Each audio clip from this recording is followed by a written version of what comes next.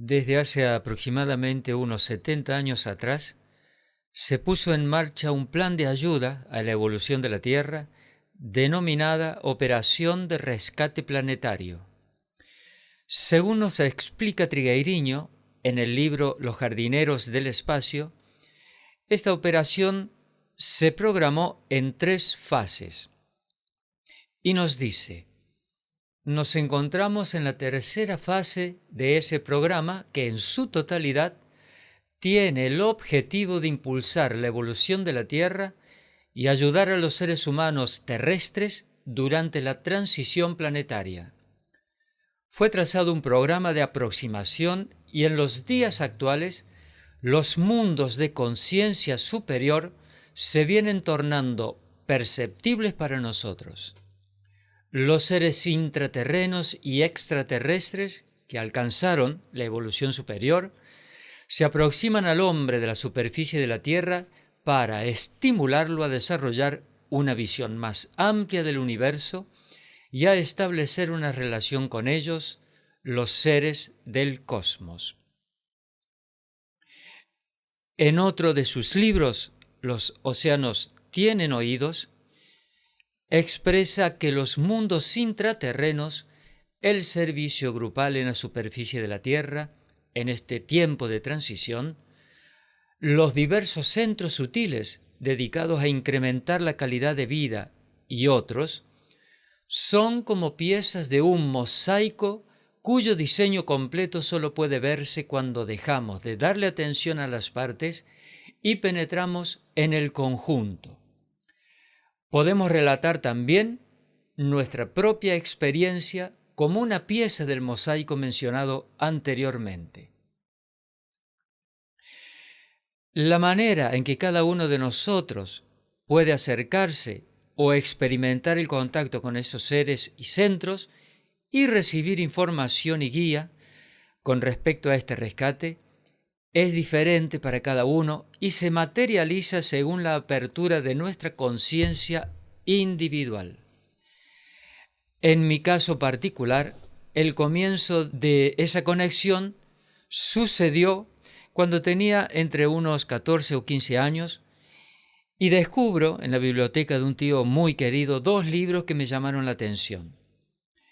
Desde niño fui un ávido lector, curioso, investigativo, y uno de esos libros lleva por título La Tierra Hueca, de Raymond Bernard. En él hablaba de la existencia de civilizaciones adelantadas, más evolucionadas, que habitan el interior de la Tierra. Y cita también al reino de Agartha, como la tierra de las razas adelantadas o avanzadas. El otro libro, cuyo título es El oro de los dioses, de Erich von Däniken, cuenta de la existencia de civilizaciones extraterrenas que nos vienen visitando durante milenios. La impresión que me causaron esos libros siendo adolescente fue muy reveladora. Esos postulados eran sencilla y naturalmente posibles.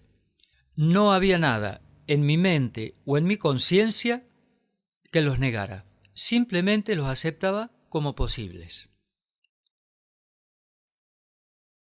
Pasaron de esa situación aproximadamente unos 17 años hasta que el 15 de agosto de 1998, caminando en mi pueblo por una calle rodeada de eucaliptus, surgió cerca de las 21:30 horas una luz pomposa entre blanca y celeste a unos pocos kilómetros detrás de esos árboles.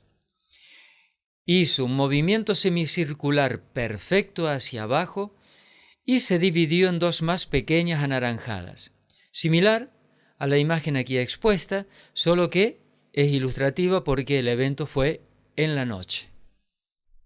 Fueron unos 5 segundos en que pude experimentar una sensación de paz y una especie de gozo fuera de toda condición humana o terrenal, ubicada en el centro cardíaco.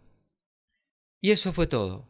Seguí con mi vida normal, como si nada hubiera ocurrido y unos 3 meses después, observando el cielo estrellado, como es mi costumbre desde niño, reaparecieron las 2 luces naranjas que se venían trasladando en diferentes trayectorias paralelas hasta que se fueron acercando entre ellas y se unieron en una sola, similar a como se aprecia en esta imagen. A partir de ese momento se desencadenaron una serie de situaciones a las que les puede llamar aparentes casualidades, que dan como resultado el fundamento de este presente estudio. El año siguiente a la experiencia con la luz celeste, llega a mis manos una publicación de la Comunidad Espiritual del Brasil, el Boletín de Señales de Figueira número 1. En su contenido se encontraban artículos de Trigueirinho, el que en ese momento era el fundador y coordinador de ese centro espiritual. Y para mi sorpresa, en uno de esos artículos se hablaba de luces que surcan los cielos y rápidamente me puse en contacto con la coordinadora de esa comunidad en Córdoba, Argentina, cuyo número de teléfono figuraba en la contratapa del boletín. La segunda sorpresa fue cuando me dio la dirección de su departamento para visitarla. Vivía a tan solo 4 cuadras del lugar en que estaba alquilando. Inmediatamente me invitó a una entrevista, me recibió muy amablemente y escuchó mi relato y me preguntó si quería llevar un ejemplar de la biblioteca de los libros de Trigueirinho. El primero que me llamó la atención fue Erck's Mundo Interno. Apenas llegué a mi casa comencé a leerlo y no pude parar. Aquel libro era una síntesis de los 2 que había leído en mi adolescencia, solo que con información amplificada y actualizada sobre estos seres intraterrenos y extraterrestres que cumplen tareas de servicio en conjunto en nuestro planeta. Ninguna de estas situaciones fue buscada por mí conscientemente. Nunca escuché voces en todo este proceso o se me aparecieron seres que me fueran indicando qué hacer y qué no hacer. Yo simplemente seguí mi impulso interno y me dejé llevar por lo que iba sintiendo.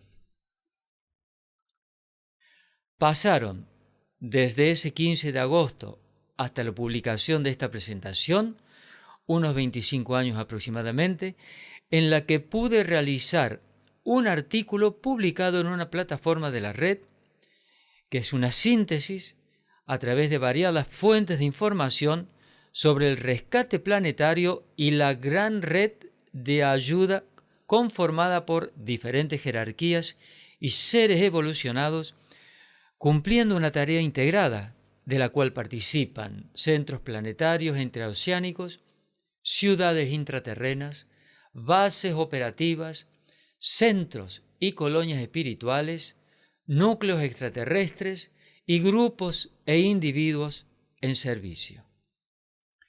Lo que en este video se va a exponer es apenas un resumen de ese artículo. Entonces, para comenzar, voy a citar un texto tomado del libro Telos, volumen 1, Revelaciones de la Nueva Lemuria, en donde su autora, Aurelia Louise Jones, nos dice lo siguiente: por debajo de la corteza habitan muchas civilizaciones muy antiguas que vinieron de mundos y universos muy lejanos hace eones. El sistema de Agartha consiste en unas 120 ciudades subterráneas de luz, habitadas, además, por hiperbóreos, lemurianos y atlantes. La ciudad de Telos se ha convertido en la ciudad gobernante del sistema de Agartha. Gran parte de este sistema de ayuda planetaria se encuentra justamente en los mundos subterráneos. Telos es la ciudad intraterrena ubicada en el monte Shasta, en California, Estados Unidos, Y según nos explican Trigueiriño y Madre Shimani en una de sus conferencias, el retiro de Monte Shasta es el fundamento por donde ingresa la luz hacia todos los demás retiros en América. Actúa como el centro coronario de los retiros, que están intercomunicados a través de 133 túneles subterráneos. Los guardianes indígenas intraterrenos, provenientes de antiguas colonias indígenas que rodearon el monte Shasta y que lograron una profunda conexión con los reinos de la naturaleza y los hermanos mayores, tratan de transmitirnos lo simple que sería que el ser humano pudiera dar ese mismo paso. Estos 13 retiros están distribuidos según se aprecia en esta imagen, como una especie de columna vertebral a través de la cordillera desde Norteamérica hasta la Antártida, y cada uno de estos 13 retiros contiene un disco solar. Antonio Portugal Alvisuri, en su libro Ciudades secretas de los Andes, nos dice que los antepasados de los Hopis, término que designa a una tribu aborigen de Estados Unidos que significa pueblo pacífico, y las demás tribus habían construido los enigmáticos túneles subterráneos con la tecnología transportada de otras galaxias.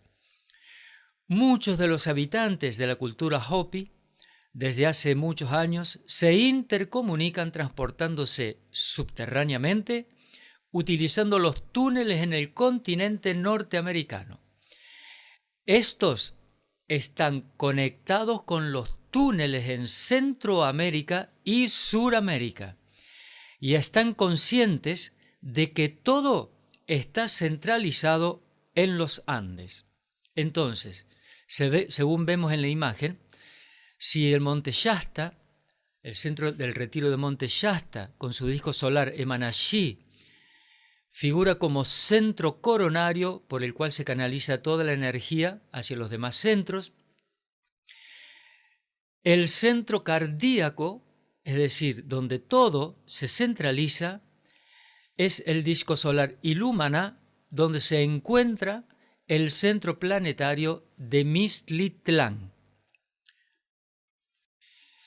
Mixtlitlán, entonces, es el centro planetario regente activo en esta época y que actúa simbólicamente como el canalizador del corazón del Sol central de esta gran red, ubicado como vemos, en el centro de la cordillera americana. Utilizando uno de los más antiguos símbolos ancestrales, la denominada cruz solar, se puede establecer un esquema representativo del ámbito de actuación de cada uno de los sectores jerárquicos de esta gran red que más adelante serán descriptos. El gobierno celeste central tiene contacto directo con el centro regente de Mixtlitlán, desde donde se distribuye hacia todos los sectores la idea o el programa de este plan de rescate. Todo este sistema en red actúa según un orden jerárquico.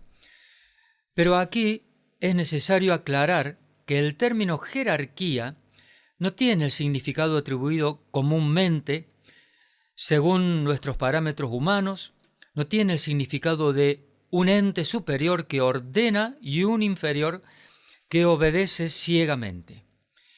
Quien nos aclara mejor este concepto en uno de sus libros es Andrés Ríos, y nos dice: muchos de ustedes se preguntan, ¿qué es la jerarquía? Nosotros respondemos: cooperación. La cooperación es el cimiento de la jerarquía, el eslabón entre mundos, la ley que llevará a la humanidad a amarse los unos a los otros. En el prefacio de ese libro Cecilia Inés Lamartine nos sigue diciendo: todo ser tiene un cósmico impulso existencial de proyectarse a otro. Todo ser refuerza los lazos que lo unen a otros en esta gran red cósmica, sin la cual no existiría. Por ello, decimos que evolucionamos en grupos de almas y en otras coyunturas aún misteriosas para la humanidad. Anhelo y aspiración de unidad, nosotros podemos llamarlo la suprema cooperación. En un fragmento de sus conferencias, Trigueiriño nos amplía este concepto. A hierarquia planetária é um conjunto de consciências que exprime um raio, exprime uma determinada energia do cosmos. Então, isso é o que nós chamamos de hierarquia. Consciências que exprimem uma energia específica e que serve de canal para aquela energia. Isto é que é hierarquia. E esta hierarquia, no cosmos e no planeta, exprime não só união, mas ela exprime também unicidade. Ela exprime uma união tão perfeita que todas aquelas consciências são uma consciência só. Isto é que é a hierarquia. Agora, aqui no plano humano, no plano físico, nós, para irmos entrando nesta ordem, e é preciso uma cooperação entre as pessoas. Antes de haver união, antes de haver unicidade, antes de haver hierarquia formada, é preciso uma cooperação mútua e muito ordenada, constante, e a gente saber reconhecer os eventuais valores que começam a surgir. Nós teríamos que estar ofertados ao serviço desde os nossos mínimos atos. Mas, repito, é preciso que a gente saiba reconhecer certos valores e cooperar com os demais, de uma forma ordenada. E nos mínimos atos que for fazendo, ofertá-los ao serviço do plano. Es en los mínimos actos donde esta cooperación adquiere fuerza y sentido, nos dice Trigueiriño. Y esto nos recuerda las palabras atribuidas a Jesús en el Evangelio de Lucas. El que es fiel en lo pequeño, también será fiel en lo grande. Y el que no puede ser fiel en lo pequeño, no podrá serlo en lo grande. Los hermanos intraterrenos son vehículos de ayuda determinados por el Padre, nos dice Ramatiz en el libro El despertar de la humanidad. Y nos sigue diciendo: para conducir las almas preparadas para el gran salto evolutivo. Los extraterrestres, de igual manera, pues todos son hijos del mismo Creador y es de acuerdo a la ley superior de que aquel que está al frente extienda las manos a aquel de la retaguardia, que a su vez extiende las manos a los que vienen detrás, formando una corriente indestructible de hermanos ayudando al prójimo. Entonces, aquí tenemos un primer acercamiento a la dinámica que fundamenta la función de toda esta red de ayuda. Cada parte es fundamental. Ahora vamos a ir a la descripción sintetizada de cada uno de los organismos jerárquicos que participan y conforman esta gran red cooperativa, partiendo desde el ente de nivel superior de conciencia. El gobierno celeste central. Por gobierno celeste central se puede entender la conciencia de Dios. Coordina los destinos de todas las partículas existentes en el mundo manifestado. Es el tercer aspecto de la energía primordial. Es la conciencia del Creador revelada en su aspecto creación o creativo. Conduce, orienta y protege la evolución del cosmos. En la Tierra, los espejos del centro Mixtlitlán reciben sus directrices en forma directa o a través de núcleos intermediarios. El segundo organismo jerárquico es la Confederación de Mundos Evolucionados, que es un estado de conciencia que recoge y sintetiza la energía de todas las partículas de vida receptivas a los designios del gobierno celeste central. Está compuesta de innumerables consejos y se encarga de mantener innumerables galaxias sintonizadas permanentemente con la fuente inmaterial que las sostiene. Ejerce ese papel en todo el cosmos. Los consejos interplanetarios. Estos consejos ejecutan una triple función, captan el impulso idea emanado de la fuente, la adecúan ese impulso a cada grupo de seres coligados con ellos y estimulan interiormente esos grupos para la realización del propósito. Los consejos ayudan a implantar sobre la tierra centros espirituales y abren el camino del rescate para los individuos y grupos que ascienden a esferas superiores de conciencia. La siguiente entidad en jerarquía son los centros planetarios. Los 7 centros principales planetarios activos en este momento son, como vimos, Mixtlitlán, Anutea, Erx, Iberá, Aurora, Mir-Najat y Lis Fátima. Los centros planetarios trabajan juntos en una red sutil a través de la cual se expresa el gobierno interno del planeta. Actúan como recolectores, transformadores y radiadores de la energía cósmica para la vida terrestre. Las ciudades intraterrenas e intraoceánicas. La misión u objetivo principal en común por el cual estas ciudades del interior del planeta están dándose a conocer, según sus tareas, es lo que se denomina operación de rescate planetario, que incluye acciones y tareas en diferentes niveles y ámbitos. Las civilizaciones intraterrenas obedecen al plan evolutivo con un grado de perfección que la humanidad de superficie desconoce aún, nos apunta Trigueiriño en el libro Los océanos tienen oídos. Y sigue diciendo, uno de los factores que contribuye a ello es la ausencia de libre albedrío de los seres que componen estas civilizaciones. Sus miembros se han adherido plenamente a la trayectoria ascendente y tienen plena disponibilidad para llevar adelante y realizar todo lo necesario para la elevación de los estados de conciencia en todo el cosmos. Haremos ahora un repaso rápido de algunas de las ciudades intraterrenas ya reveladas.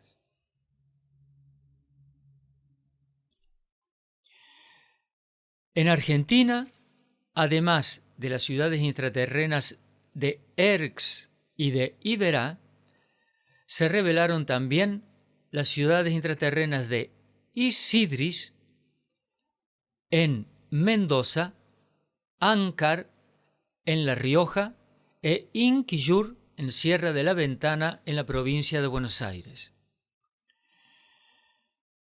En Brasil se revelaron, además de la ciudad intraterrena de Mir-Najat, la ciudad Luz y Amor, la ciudad Dorada y la ciudad de Leta, que están ubicadas sobre todo al norte de Brasil. Además, se reveló Lunti, Okai, Iodim y Oka, Posit y Estelta. Cada una está ubicada en su mapa, en el mapa, como para que tengan referencias de su ubicación en el territorio brasilero. En Bolivia se reveló la ciudad Luz. En Perú, la ciudad intraterrena Luz Machu Picchu. En Estados Unidos, la ya nombrada ciudad intraterrena de Telos. Estas son algunas de las ciudades intraterrenas que se han revelado. Con respecto a los centros intraoceánicos, Triguerio nos dice que si bien envían poderosos impulsos evolutivos a la humanidad, funcionan de manera oculta para el hombre de superficie. Dependen de intermediarios, como por ejemplo las civilizaciones intraterrestres. En cuanto a los centros intraoceánicos, la relación del hombre de superficie con ellos sigue siendo bastante misteriosa. A pesar de albergar civilizaciones y, en casos raros, incluso acoger seres de la faz de la Tierra, siguen pautas diferentes.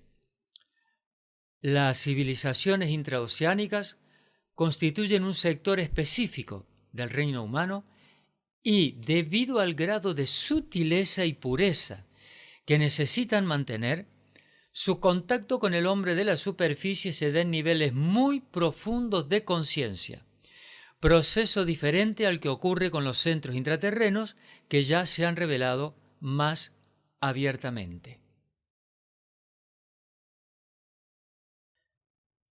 Las bases operativas.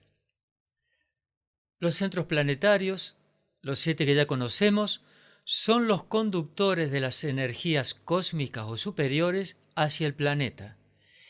Y las bases actúan como intermediarias de estas energías hacia el mundo externo o concreto, porque ciertas energías que los centros planetarios acogen no pueden ser transmitidas directamente a la Tierra por su propia densidad, pues no las soportaría si las recibiera directamente, nos dice Triguerio en una de sus conferencias. Las bases pueden ubicarse y actuar en los ámbitos sutiles de la corteza terrestre, en los intraterrenos o intraoceánicos, y colaboran con los niveles más elevados de la conciencia universal y de esta manera retransmitir estos impulsos para el planeta. En el siguiente cuadro vemos una representación aproximada de la tarea básica de las bases.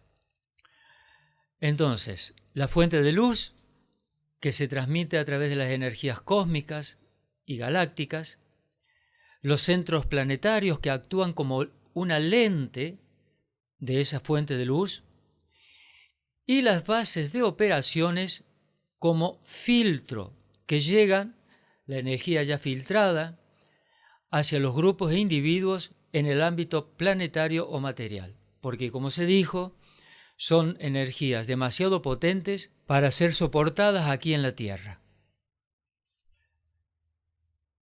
Las principales bases que hasta el momento se han revelado son las bases andinas, que son 7 y están distribuidas en la cordillera acá en América del Sur. Se denominan Uma, Actrim, Ultraur, Mintaku, Eigel, Sintur y Alieriux. Estas bases andinas cumplen tarea en unión con Anutea y cumplen la función de equilibrar los ejes de los discos solares que envían información a todo el planeta después de cada activación, que se realiza siempre una vez cada segundo a segundo de tiempo planetario. Las bases de Roraima reveladas son 10, nombradas como Orum, Arui, Atar, Uba, Umax, Iliam, Egel, Arel, Ram y Urinamur. Las tareas de estas bases actúan en variados ámbitos: cura y liberación de cargas ancestrales, desarrollo de conocimiento científico superior, vigilancia y oración para el rescate planetario y proyecto genético, creativo original, entre otras.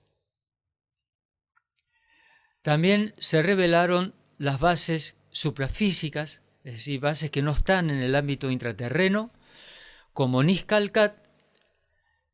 Su tarea es la de acoger en pocos instantes un gran número de seres rescatados, como puede suceder en momentos de catástrofes. Desde allí, después de que sus cuerpos sutiles hayan sido armonizados y curados, son llevados hacia las ciudades intraterrenas. Selea, que es una base orbital extraterrestre ubicada en el lado oculto de la Luna, organizada por la Confederación de Mundos de la Galaxia, no está en el plano físico, ni tampoco los seres que allí habitan. Cumple la función de monitorear y proteger los procesos de evolución en la Tierra. Los centros y colonias espirituales. Las colonias espirituales son como ciudades espirituales que sirven de vivienda temporal para los espíritus con algún grado de evolución. Allí la vida se asemeja a lo que conocemos en la Tierra, con diferentes variantes operativas, todas cumplen la función de sanación y reposo. Aquello que en una encarnación no ha podido ser totalmente resuelto y purificado, en estas ciudades hospitales se ofrece ayuda y tratamiento para superarlo. Muchas de ellas también actúan como escuelas de conocimiento y actividades de arte superior, siempre teniendo como objetivo un desarrollo moral y espiritual interno más elevado. Según Mario Frigeri, en su libro Las 7 esferas de la Tierra, el campo magnético de la Tierra estaría dividido en 7 esferas, siguiendo con la tradicional concepción de los 7 cielos de que nos hablan los antiguos estudiosos de la espiritualidad. Como vemos en la imagen, en el esquema,